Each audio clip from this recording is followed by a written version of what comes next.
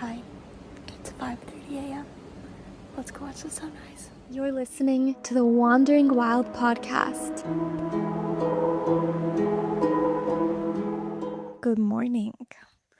So, the sun doesn't actually rise for another hour, so we're gonna talk first. I have my tea here. I am drinking ginger lemon honey and apple cider vinegar tea. I've been having some problems with my gut, so my friend has me putting a spoonful of apple cider vinegar in my tea every morning. I have not noticed a difference yet, but there's still time, so I'm hopeful that it'll work out. A little life update from me. I have found a job on the island again. This is the third time that I have had a job in Australia in the last 6 months or 5 months about. And so today, that's what I want to talk about.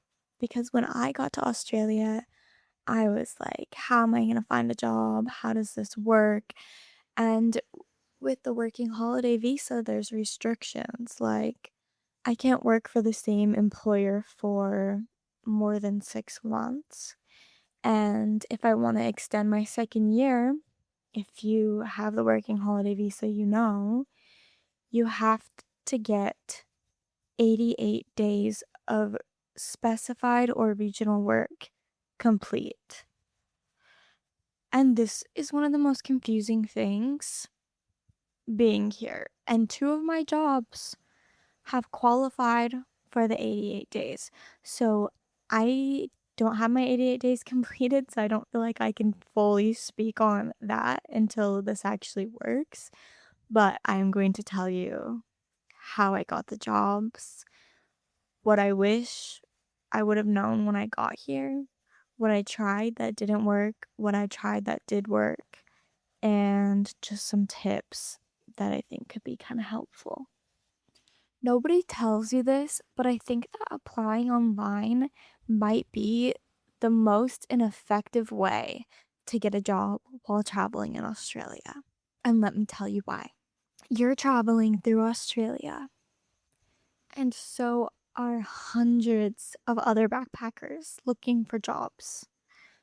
All these other backpackers who have the same restrictions that you do, who are trying to get jobs in the same capacity that you're trying to get jobs. So when you're applying online and other people are applying in person, they're most likely going to go with the person that they met and enjoy their personality over the person that applied online and had a decent resume, because let's be honest, a lot of people are lying on their resume, so there's lots of great ones out there. I think that the most important thing when looking for a job is your ambition. Like, you need to be persistent. You go to every place, and if a place even gives you like a little taste of like a maybe you can work here, you go back. You go back, you follow up, you pester them, and maybe eventually they'll hire you. So, I'm going to start you off with my first experience getting a job, because my first time getting a job was in Port Douglas on the off season. The second time I got a job was in Sydney during the start of the busy season. And my third time getting a job was on this beautiful island in the middle of the busy season. So let's talk about what that looked like in each place. I had it really easy in Port Douglas, actually. It took me 2 days to get a job. I think that what I've learned is that you just have to be in the right place at the right time. Like, most of the time, someone will hire you. But with so many backpackers working, people are constantly coming and constantly going. So you might walk into a restaurant one day and they say, no, we're not hiring, we have everyone we need. Well, then the next day, their employee who's a backpacker and on a casual contract doesn't come into work. And all of a sudden, they need to hire somebody ASAP. So they're going to hire the person who's at the front of their mind, the person that they're thinking about, and the person that is qualified. and ready to go right then. So I think that's why it's so important to like be persistent. I'll talk about this more when I get to Sydney because I think that's where this really seemed to apply to me the most. But just keep that in mind. So I'm in Port Douglas, and like I said, applying online is just not a good move. So here's what you do: you print out your CV and you walk in to every single restaurant, every single bar, every single hotel if you want to do reception or housekeeping, or every single yoga studio, whatever you want your job in, you have to walk in person with a smile on your face, in closed-toed shoes, ready to work, handing in your CV. This is one of the most humbling experiences. I would get so nervous walking in to every single place, and people are like, no, no, no, no, especially in Sydney. I walked into everywhere and found it so hard to get a job. I was walking into restaurants, cafes, bars, ice cream shops, frozen yogurt shops, chocolate stores, everything. And everyone was like, no, no, no, no, no. So this is like, this is so humbling, but you really, it's really necessary, and you just like can't take it personally. They're running businesses, and if they don't need someone, they don't need someone. But you have to keep going. You have to be persistent. So in Port Douglas, I walked into so many places, and then I walked into this place that was actually so cool. I actually really liked my job there. They had live music every single night. I walked in, they took my CV. I was in for a trial shift the next day and then got the job from there. So let's talk about trial shifts, because if you're from the US like me, you might have never heard of a trial shift. And when I got here, this is something that I was so nervous about and so unfamiliar with. So I got my trial shift in Port Douglas, and then I was like, what do I do? What do I need to prepare for? And the job was for food running and bartending, and I've bartended before, but in a bar where like we make our margaritas with Sprite and we have like four beers. We don't have any tap beer. So this was something that I was a little bit nervous about. Now I've bartended in Guatemala, I've bartended in Portugal, and from each place I've learned something different. Like in Portugal, I learned how to pour beer from tap. And so everything was fine, but I didn't even know what trial shift meant. And I was like asking ChatGPT, what is a trial shift? Because I'm so used to, you go in for an interview, but maybe, I don't know, maybe to you it seems like self-explanatory, a trial shift, but at the time it did not to me. So I'll just tell you what it's like. I've done it a few times now. A trial shift is essentially where you go in for a shift. It's usually around 2 hours. I think if it's longer than 2 hours, they need to pay you. So it's an unpaid shift where you go in and you essentially show them how you can work. Now, show you, they don't expect you to know everything. Like they teach you how to do things, but I think it's mostly like for example, when you bartend, they want to know if you can pour a beer. If you are going to be a waitress, they want to know that you can carry 3 plates and that you can greet a customer coming in. So you want to be prepared to be able to kind of take the lead, because it's not like a normal training where you're just following the person around, they're doing everything. You actually have to work because you need to show them that you can. And if you have experience in it, it's not that hard. Like, don't let this pressure you because it's usually pretty chill, but I think they're mostly looking for your personality, especially in service roles like that. They want to know that you can be like lively and friendly to the customers, that you can retain information, have a good memory, and that you ask a lot of questions. That was one thing that stood out to me in my trial shift at the Courthouse Hotel that's the restaurant I worked at in Port Douglas, is that I came prepared with questions because ChatGPT told me to ask questions. And so I came prepared with some really like good questions. There's questions, of course, that I already had wanted to know, like working at a place, but I came prepared with some like very specific ones. And then I really paid attention to everything he was saying. And I asked follow up questions about a lot of things. And in the end, when he hired me, he said, "You were really engaged. You listened to everything I said and you asked a lot of questions, so we'd like to offer you the job." And I was like, okay, so that was really good that I was asking questions. I think it's because you don't want to just be standing there nodding, observing. You want to be participating in it. You want to be talking, asking questions, like I said, like able to take the lead in little ways. My job in Sydney during my trial shift, it was super busy. They called me in on a Monday night, which usually isn't a busy night in the service industry, but it was really busy this night. And she wasn't having a lot of time to show me things, but I have experience in a restaurant. So I said to her, like, I don't know how the restaurant really works, but I was like, I can clear tables. Do you want me to clear tables? And my shift was for a bartending shift. But I said, do you want me to clear tables? And at first she said, no, no. And then she said, yeah, actually, yeah. So my trial shift was for a bartending shift, but I was able to go out on the floor and bus tables. And at the end, she was like, I really like the way you work.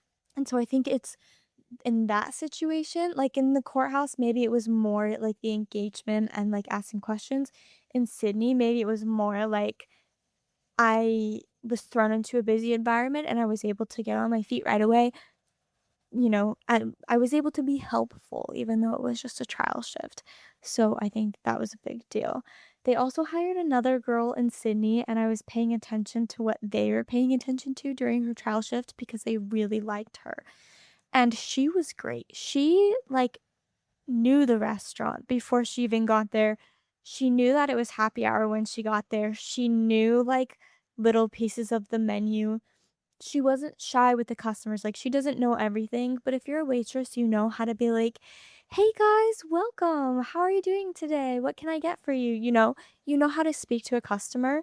So just because you don't know all the little details about the restaurant, don't be shy. Like, show them what you know. If you know it, show them what you know. And that leads me to another point is that if you're coming to Australia and you want to work in hospitality, I would recommend getting some experience in it. It will help you so much. I don't really know what it's like to try and get a job here without experience, but I have seen some people struggle. And since I'm a bartender, it's easy for me to get a job as a bartender. I did try and get a job in some cafes in Sydney, and because I don't have coffee experience, no one would hire me because they're very particular about their coffee here. But as soon as I switched to try and get a job as a bartender, it was honestly really quick. So if you have time, if you don't have time, don't give up. Still get here, to put in, try and get a job. Um, but if you have time while you're home, I think that getting experience in a cafe, in a restaurant, in a bar, even housekeeping, reception, whatever, will help you out massively when you're trying to get a job in Australia. Okay, so I talked about me getting a job in Port Douglas. Let's move on to what it was like in Sydney. So, in Port Douglas is in the state of Queensland, Australia, and Sydney is in the state of New South Wales, Australia. So there's slightly different rules on getting a job. And one thing I will say about New South Wales is that they want you to have certifications for everything. So to work in a bar and a restaurant, even in Queensland, you have to have an RSA, which is a responsible sales of alcohol certificate. Now in Queensland, it was like $40, I think. In New South Wales, it's like $100. So I did not especially having already paid for this in Queensland, I did not want to pay to get the New South Wales one. So I was like, I am not going to work in a bar. I'm going to work in a cafe. But like I said, working in a cafe without barista experience was proving to be insanely difficult. No one wanted to hire me. And even even sometimes when you have experience, like I would walk in and people would be like, have you taken a barista course? And I'm like, no, I haven't taken a barista course. Like some people literally want you to have like a certification that you completed a course on baristaing. So that's the thing, just so you know.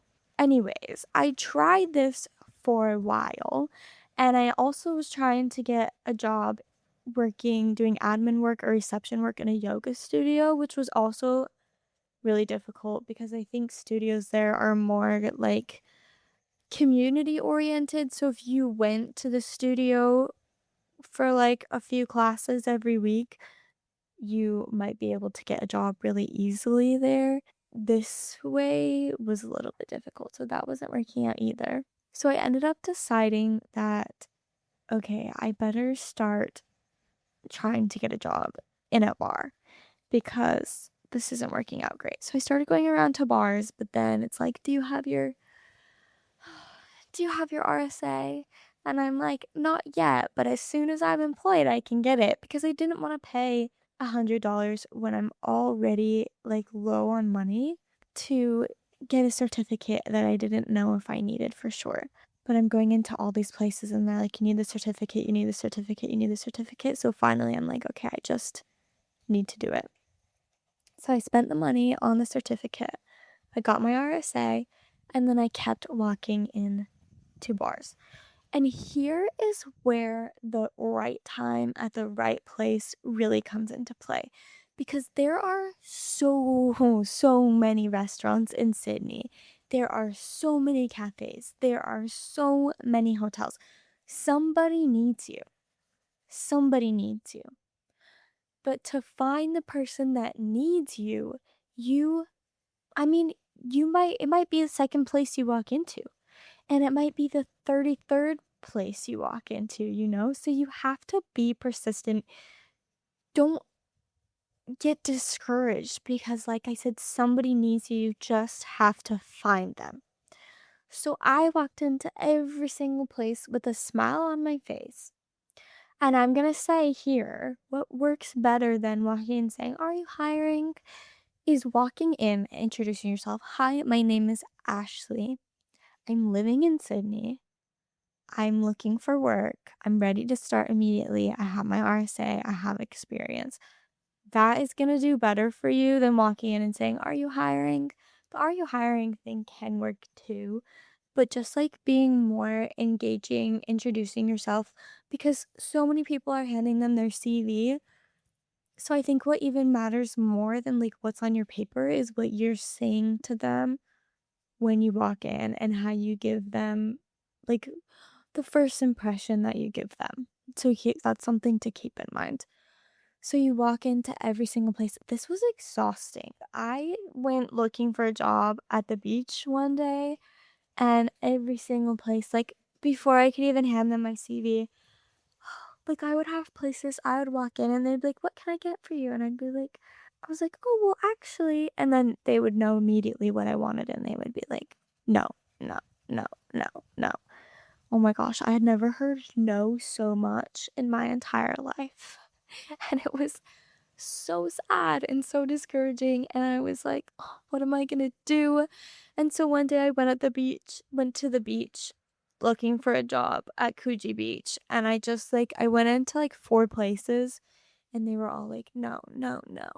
And then I literally sat on the beach and cried and didn't job hunt the rest of the day because I was so exhausted and so tired of hearing no. So that's another thing I'm going to say here is it's important to take a break. Like it is important to not let your I mean it's important to be persistent and like keep trying, but you also sometimes you just need a break and that is okay. You know, take the day off and sometimes that is what you need more than walking in to place after place after place all day, every day, which is what I did in Sydney and eventually got so exhausted. So I actually got 2 jobs in Sydney. But the first one that I got was in Manly Beach, which I love Manly. But my shifts were gonna be until 2 a.m. And if you know Sydney, you know that the easiest way to get from the CBD to Manly is by ferry. Well, the ferries don't run at 2 a.m. So to get back home, I would have had to take a bus into North Sydney and then take another one over the bridge and then take another one home. And so this would have taken me forever and like at 2 a.m. and alone, like I don't want to commute an hour and a half home alone at that time at night, especially in a city like that. And so this just like wasn't really ideal, but I needed a job, so I was gonna do it. And I wasn't in permanent housing, so I could have moved to Manly, but I wasn't finding any apartments, and the hostels there were like $80 a night. And I'm gonna be honest, like when I got to Sydney, I was really low on money. And because it took me so long, it took me almost a month to find a job, I was really low on money. And I feel like it's it's like a thing that you like don't talk about your money, but I honestly don't really care. I've always been really open about everything, so I'm just always gonna like share with you exactly. Um, but I did for the first time in my life go negative in my money. And this didn't happen until I started working, so I had money on the way, but I was using my credit card and I did go negative into my money, which was really unfortunate. And I hated that because I told myself I would never do that before, but it happened. But the money came. That's another thing I've learned from this is like the money comes. Even here, like I am low on money now. If you listen to my last episode, you know that my workplace in Sydney actually ended up burning down. And so all of a sudden I was without a job, had to make a move really quickly. And so I wasn't really prepared for it. And so my money has gotten really low again, but now I have a paycheck coming this week. So that's incredible.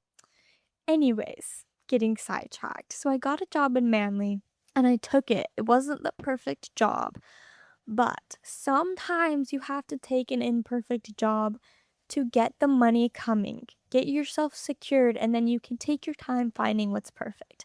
But luckily, another job ended up becoming available, like right next to where I was living, 15-minute walk. And they called me, and so I took that job. I told the other one, I'm sorry, but it's not going to work out. That's how I got my job in Sydney. And then I ended up getting a second job in Sydney, and this is a little bit of a different topic. I'll dive deeper into this in a different episode. But this job is a work exchange job, which I have done countless times while I've been traveling. It's actually my favorite way to travel, probably. But in this case, it wasn't really, it was less of a travel experience. It was more of a financial decision because as I started to settle down, I started to realize that what I really wanted was to keep traveling. So the easiest way for me to start traveling again is to save money. So I emailed so many hostels in Sydney, especially the ones that I had stayed at. I have stayed at 8 hostels in Sydney, and asking if they have any volunteer opportunities. And actually, it was the one that I was staying in that had an opportunity come available. So I went into reception, asked if they had an opportunity come available. They told me they had a night shift available. Well, that won't work for me because I'm a bartender. Then the next day they had like I worked from 6 a.m. to 9 a.m., which is so perfect for me. So that's how I got my volunteer job, was really just by asking. So then I had 2 jobs in Sydney. I really wanted to also teach yoga in Sydney, but like I was saying about the certifications, I had to get insurance in order to teach in a studio, even as a cover teacher. So I got insurance, which was like $280, was so expensive. And then I started applying for all these studios, and then they're coming back to me and they're like, That's great. Thank you. Can you send me your first aid and your CPR certification? And I'm like, what? What? Why do I need all of these things? So that's what I mean about the certifications. I also looked into working with kids, which you need to get a working children's check, which of course that totally makes sense. But then you also need first aid, CPR, and then some people want you to have, I don't know, there was like two others that a lot of people wanted you to have. And I get it, you're working with kids, but it just was like everything I wanted to do, you needed so many certifications, which was really, it was really a frustrating thing. But just keep that in mind. Like, I don't know, at least the RSA, you might need to, so come with enough money that you can like pay for these certifications to get yourself a job. Okay, now let's talk about the island. This one was a little bit different. The island was hard. There's only about 15 restaurants on the whole island. So, what I did is I made a list of all of them and the times that they're open so that I could hit them all as quickly as possible. It probably took me 4 days to walk into every single restaurant on the island and hand them my CV. And nobody was hiring. And it's really competitive here because right now is like the middle of the dry season, which is when everyone wants to come. The island hospitality work on the island counts towards your 88 days, which is highly desirable because a lot of people go work on farms for their 88 days and the work is really, really hard. So if you can work on a gorgeous island full of fun backpackers and you can have a job in a bar or a restaurant or a cafe, so ideal, right? So it's really, really competitive. So I think that the best way to get a job on the island is to be like super persistent. Like there is a bar or a cafe just like right down the street. I went there 3 times in 1 week and I didn't actually get a job there. So I guess that didn't work. But you really have to like go into every place and then go into every place again. But here's what finally got me a job. The way I finally got a job is I decided to not be so picky and think about things that I usually wouldn't think about. So I've worked in restaurants since I was 16 and I've been a bartender since I was 18. And so that's what I think about getting a job in is as a bartender or as a waitress. And so that's where I'm like, okay, restaurant bar, restaurant bar, restaurant bar, okay. And I started thinking, well, I don't need to work in a restaurant or a bar. Like, I need money. And honestly, having worked in the same industry for so long, I was like, maybe it'd be fun to mix it up a little bit. And so I started to think, well, I could work in a kitchen. I could work retail, even though retail here doesn't count as your 88 days. So that wouldn't have been ideal. But I could work in a tourism booth selling experiences and tours and giving people information. I could work as a tour guide or I could work as a cleaner. And so I started to think outside of the box here. And I walked into an apartment complex. And that is where I ended up getting the job. And I walked in and I was really nice. Hi, I'm Ashley. I'm already living on the island. They want to know that you're already living on the island. I'm also working at Summer House, which is where I am now. And it's a work exchange opportunity. So I made sure I put that on my resume so that people know that I am living on the island because a lot of people will come here for like 2 days and then they leave because they didn't find a job. And so it's like if you're living on the island, that already kind of puts you ahead of other people. Also, a lot of people lie about not wanting their 88 days. I actually didn't come here exclusively to get my 88 days. So I told people that I was like, because I wanted a job even if it didn't count as my 88 days. So I would tell people that. But some people lie and they're like, oh, I want to stay for the whole year. Or I want to stay for 6 months because you can only work for someone for 6 months. The 88 days takes about 3 months. And so people will lie about that, but honestly, like, if you're a backpacker and you're here, like, even if you say you're not looking for your 88 days, they're probably gonna assume that you're lying. So, personally, I don't think there's any point in doing that. Also, I have a really hard time lying, like, I feel really guilty about it, so, um, I've never done that here in Australia, and it's been fine, just so you know, and I've never lied on my CV, and it's all been good. Okay. But living on the island really gives you, like, a good foot in the door. So I walked into this place, "Hi, I'm Ashley, I'm living on the island, and I'm looking for work." And luckily, these people said the guy was the receptionist who was like, "Oh, I really wanna hire someone else, but I need to convince my manager." And the next day, I got a call, and I was able to go in. I think that there was less competition because it's not like you're gonna walk into the beachfront restaurant looking for a job, but this random apartment complex, probably not a lot of people were walking into, so I think that was a really good move on my part to go there. And I actually really enjoy it. I'm doing housekeeping now, and like I think just having something different is really nice. Like some days I'll get this feeling like, oh, I really don't want to go to work. But then I remember that everything I'm like subconsciously dreading about work, I don't have to do anymore because I'm so used to having the same job over and over and over again. And housekeeping is totally different. And I actually really like it. My coworkers are amazing. Yeah, so it's been so much fun.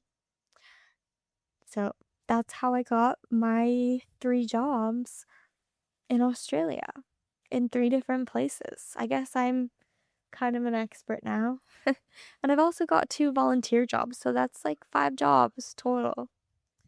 Um, so I guess my biggest tips for you are be persistent, walk in person.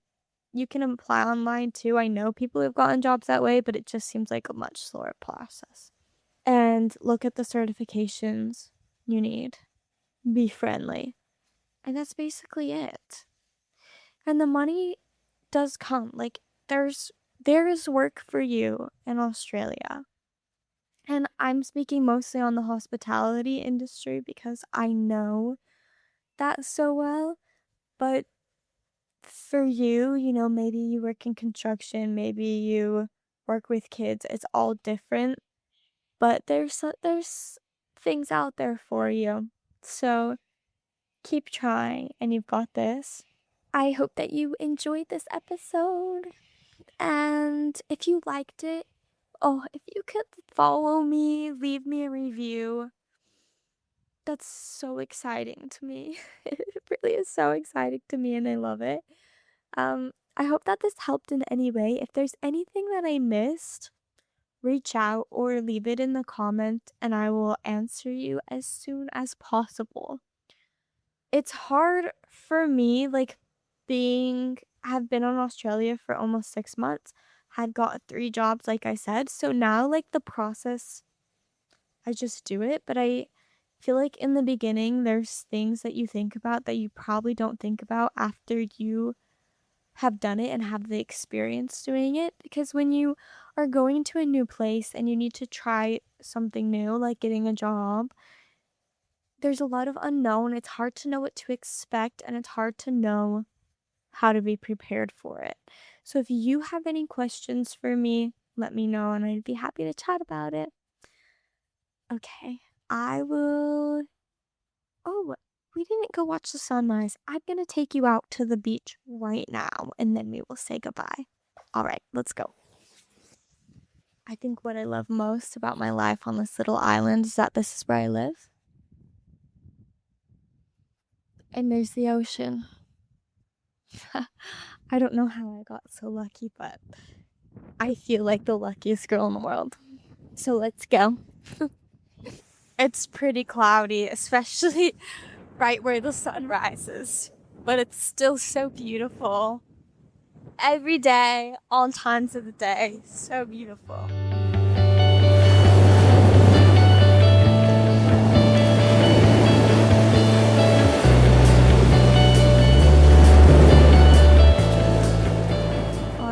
everybody. Thanks for listening, and I will see you again soon. Bye.